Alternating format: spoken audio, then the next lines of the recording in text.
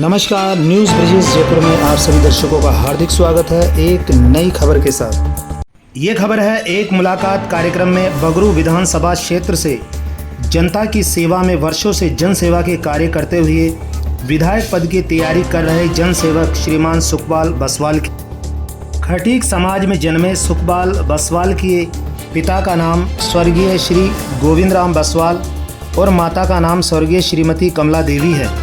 सुखपाल बसवाल जन्म से ही घाटी करोलान खो नागौरी बगरू विधानसभा क्षेत्र में निवास करते हैं।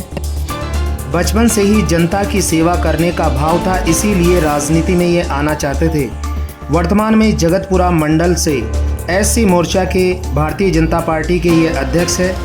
भाजपा के सशक्त सिपाही बनकर संगठन को मजबूत करते हुए बगरू विधानसभा क्षेत्र की जनता के लिए दिन रात सेवा का कार्य करते रहते हैं। बगरू विधानसभा क्षेत्र के लिए नई सिविल लाइन, नई सड़कें, नई नालियां, नए कॉलेज, विद्यालय, पार्क आदि ये सब कार्य इनकी पहली प्राथमिकता है। जन सेवक सुखपाल बसवाल इसी प्रकार से जनता की सेवा करते हुए राजनीति में सफलता को प्राप्त होते रहे। इसी शुभ संदेश के साथ न्यूज़ ब्रिजेश जयपुर से मैं पत्रकार ब्रिजेश कुमार नावरिया। नमस्कार, एक मुलाकात कार्यक्रम में आप सभी दर्शकों का हार्दिक स्वागत है। लीजिए आज आपकी मुलाकात बगरू विधानसभा क्षेत्र से जो विधायक पद की तैयारी कर रहे हैं उनसे आपकी मुलाकात कराते हैं। कार्यक्रम की शुरुआत सबसे पहले परिचय से होगी। मैं चाहूँगा सबसे पहले आप हमारे दर्शकों को अपना परिचय दें। नमस्कार भाइयों, सभी देशवासियों को व बगरू विधानसभा वासियों को मेरा सादर प्रणाम। नमस्कार, मेरा नाम सुखपाल बसवाल है और मैं बगरू विधानसभा के वार्ड नंबर 114 जो कि ग्रेटर नगर निगम में आता है जी, उसमें निवास करता हूँ और जन्म से ही मैं यहाँ निवास कर रहा हूँ। मैं आपसे आपकी शिक्षा के बारे में जानना चाहूँगा, कहाँ तक आपने शिक्षा ग्रहण की, इसके बारे में आप हमारे दर्शकों को बताएं। मेरी जो प्राइमरी शिक्षा है वो तो मैंने मूल निवास घाटी करोलान में ही हुई। उसके बाद जो सेकेंडरी शिक्षा है मेरी वो बगरू विधानसभा के एरिया जो है पालड़ी मीना आगर रोड पर, वहाँ पर हुई। उसके बाद मैंने 11th और 12th आदर्श नगर पंचवटी स्कूल है गवर्नमेंट का, वहाँ से करी। उसके बाद मैंने जो ग्रेजुएशन करी वो LBS college Tilak Nagar Raja park से करी है जी। ये मेरी शिक्षा है जो ग्रेजुएशन तक मैंने करी है। उसके बाद मैंने MBA किया जो निम्स कॉलेज दिल्ली रोड से किया है। बसवाल साहब, कोई भी व्यक्ति अगर अपनी पढ़ाई करता है तो उसका अधिकतर लोगों का यही ध्येय होता है कि मैं पढ़ लिख कर किसी भी अच्छी सी नौकरी लग जाऊं, सरकारी नौकरी में लग जाऊं, ये लोगों का ध्येय रहता है। लेकिन आप राजनीति क्षेत्र में आए हैं, आपका ध्येय राजनीति की तरफ कैसे गया, इसके बारे में आप हमारे दर्शकों को बताएं। पत्रकार महोदय जी, आप ठीक कह रहे हैं कि लोग पढ़ाई लिखाई करने के बाद नौकरी की ही तलाश करते हैं, लेकिन मेरा लक्ष्य पढ़ाई लिखाई करने का जो था वो ओनली शिक्षित होने का था जी। मैं ओनली जनता की सेवा करना चाहता था, इसीलिए मैंने राजनीति को ज्वाइन किया और मैं जनता की ही सेवा करना चाहता हूँ और जनता की सेवा करता रहूँगा। अच्छा, आप ये बता रहे हैं कि आप सिर्फ पढ़ाई कर रहे थे, लेकिन पढ़ाई करते हुए आपका कभी भी ये लक्ष्य नहीं रहा कि मैं सरकारी नौकरी में जाऊँ या किसी प्राइवेट नौकरी में जाऊँ जी। आपका तो शुरू से ही यही लक्ष्य रहा कि मैं पढ़ लिख जाऊँ, मैं तो सिर्फ राजनीति में जाकर जनता की सेवा करना चाहता हूँ, ये आपका लक्ष्य रहा जी सर। जी, आपको बहुत बहुत धन्यवाद देता हूँ, बहुत बहुत साधुवाद देता हूँ कि जो आप शुरू से ही आप इस बात से थे कि राजनीति में जाकर मैं जनता की सेवा करूँ। लेकिन जनता की सेवा करने का ये भाव आपके मन में कैसे आया, इसके बारे में हमारे दर्शकों को बताएं। क्योंकि सर जहाँ मैं निवास कर रहा हूँ, जहाँ मैं पैदा हुआ, जहाँ मैं पढ़ा लिखा, जहाँ बड़ा हुआ जी, वहाँ की जो भौगोलिक स्थिति है जो इतनी गंदी है, इतनी ख़राब थी, उसको देख के मुझे लगा कि यार जब तक कोई इस सबको करने के लिए राजनीतिक पावर चाहिए। और ये जो जनता है, मेरे साथ के बच्चे आसपास में साइकिल भी नहीं चला पाते थे क्योंकि साइकिल चलाने के लिए रोड नहीं थे जी।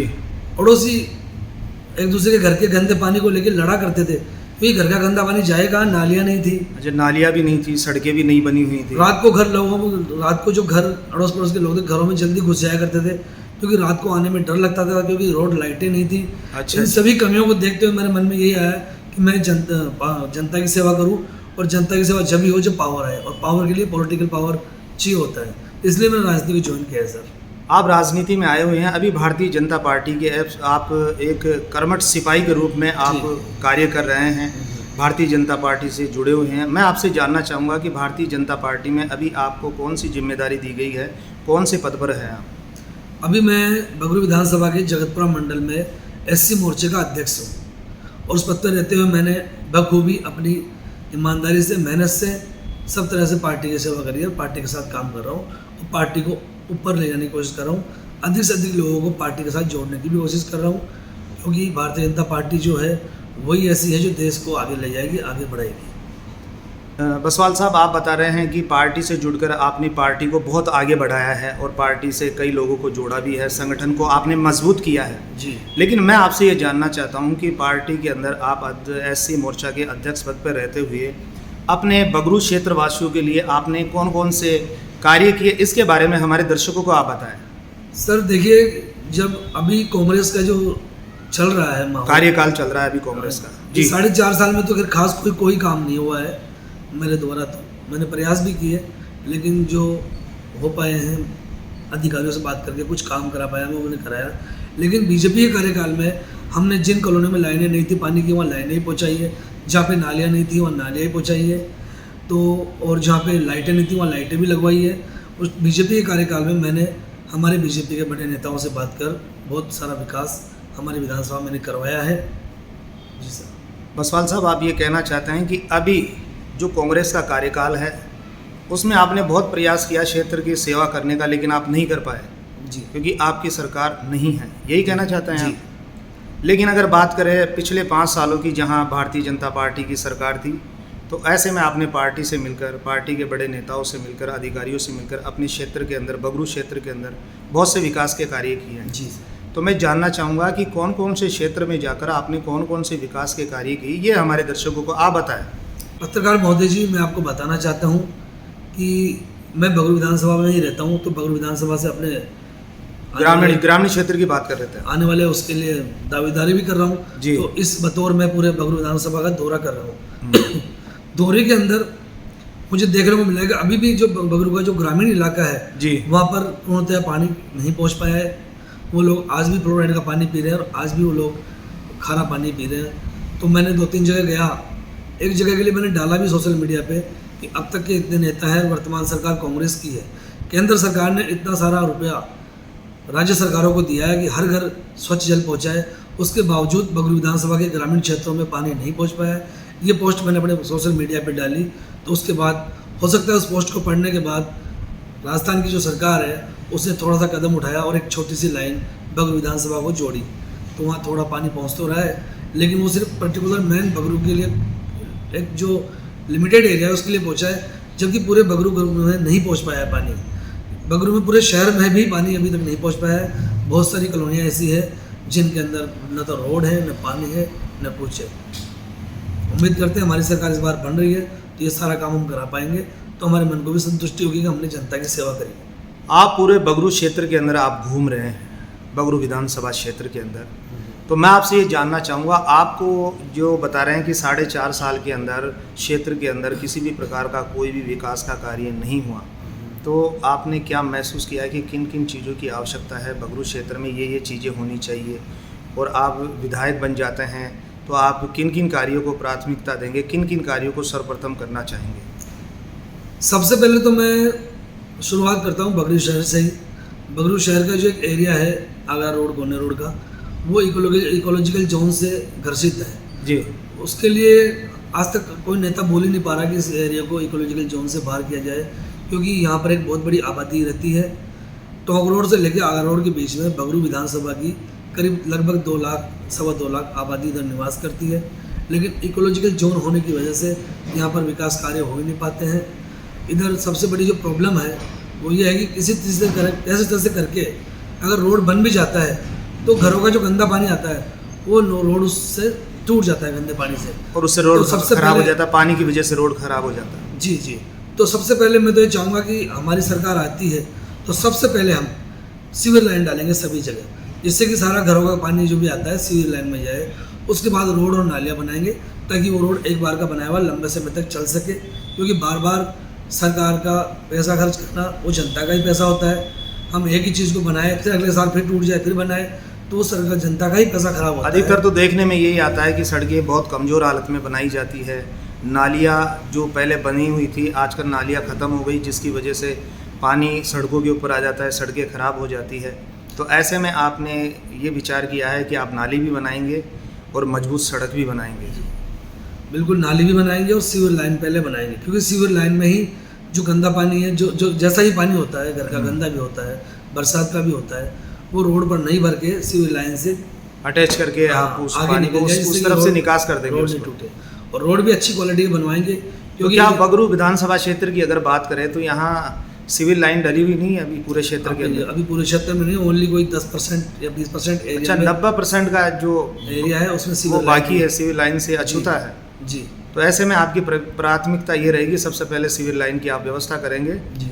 और नालियाँ बनवाएंगे और सड़क बनाएं। इसके अलावा और क्षेत्र के अंदर आप क्या करने जा रहे हैं? इधर देखा जाए तो एक जो बगरू विधानसभा का एरिया है जी। उसमें एक सेंट्रल स्कूल तो आया है, लेकिन हम चाह रहे हैं कि 1-2 स्कूलों की और ज़रूरत है।